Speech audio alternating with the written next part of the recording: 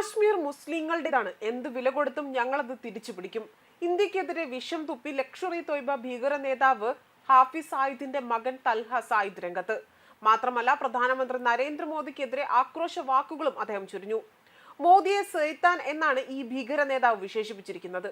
അതോടൊപ്പം തന്നെ അധികം വൈകാതെ തന്നെ ജമ്മു കാശ്മീരിനെ ഇന്ത്യയുടെ ഭാഗമാക്കുമെന്നും തൽഹ പറയുന്നു. ലഷ്കർ-ഇ തോയ്ബ ഭീകര സംഘടനയല്ല എന്ന് വ്യക്തമാക്കിയ തൽഹ തന്റെ പിതാവ് പോരാടിയത് ജമ്മു കാശ്മീരിലെ ജനങ്ങൾക്ക് വേണ്ടിയാണ് എന്നും പറയുന്നു. ഭീകര നേതാവിന്റെ വാക്കുകൾ ഇങ്ങനെയാണ്: കാശ്മീർ അധികം വൈകാതെ തന്നെ മുസ്ലിങ്ങളുടേത് മാത്രമായി മാറും. ജമ്മു കാശ്മീരിനെ പ്രധാനമന്ത്രി നരേന്ദ്രമോദിയിൽ നിന്നും ഞങ്ങൾ പിടിച്ചെടുക്കുമെന്നും കാശ്മീർ അധികം വൈകാതെ തന്നെ പാകിസ്ഥാൻ മുസ്ലിം ഇന്ത്യയുടെ ഭാഗമാകും. ആഗോളതലത്തിൽ ലഷ്കർ-ഇ തോയ്ബയെ ഭീകര സംഘടനയായാണ് വിലയിരുത്തുന്നത്. മോദി കാരണമാണ് അതെന്നും തന്റെ പിതാവ് ഹാഫിസ് സായിദിന്റെ പേരിനെ മോദി അപകീർത്തിപ്പെടുത്തുന്നുവെന്നും തൽഹ സായിദ് പറയുന്നു.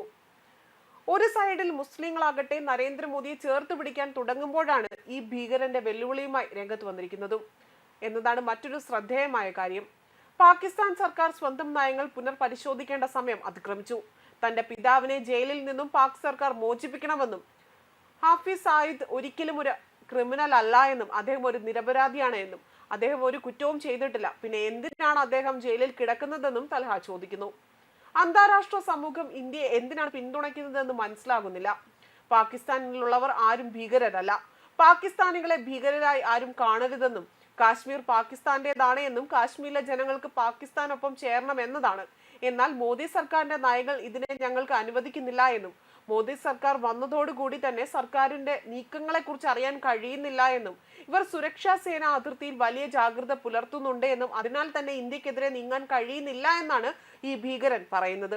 ലാഹോറിൽ നടന്ന കാശ്മീർ ഐക്യദാർഢ്യ ദിനത്തോടനുബന്ധിച്ച് നടത്തിയ പ്രസംഗത്തിനിടെയായിരുന്നു തൽഹയുടെ പരാമർശം വന്നിരിക്കുന്നത്. പ്രസംഗത്തിന്റെ വീഡിയോകൾ അടക്കം സോഷ്യൽ മീഡിയയിൽ വ്യാപകമായി തന്നെ പ്രചരിക്കുകയാണ്.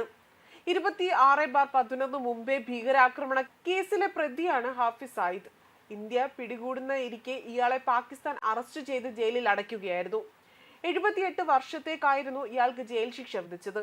തൽഹ സയ്യിദിന്റെ പ്രസംഗം കേട്ടുനിന്ന ആൾക്കൂട്ടം ഇതിനിടെ JUD സ്ഥാപകൻ കൂടിയായ ഇദ്ദേഹത്തിന്റെ പിതാവിന്റെ അദ്ദേഹത്തെ പ്രകീർത്തിച്ചുകൊണ്ട് മുദ്രാവാക്യങ്ങൾ മുഴക്കി. 26/11 മുംബൈ ഭീകരാക്രമണം ഉൾപ്പെടെ ഇന്ത്യക്കെതിരായ ഭീകരാക്രമണങ്ങൾ ആസൂത്രണം ചെയ്തതിൽ പ്രധാന പങ്കുവഹിച്ച ഭീകരനാണ് ലഷ്കർ-ഇ തോയ്ബയുടെയും ജമാഅത്തിന്റെയും സ്ഥാപകനായ ഹാഫിസ് സായിദ്.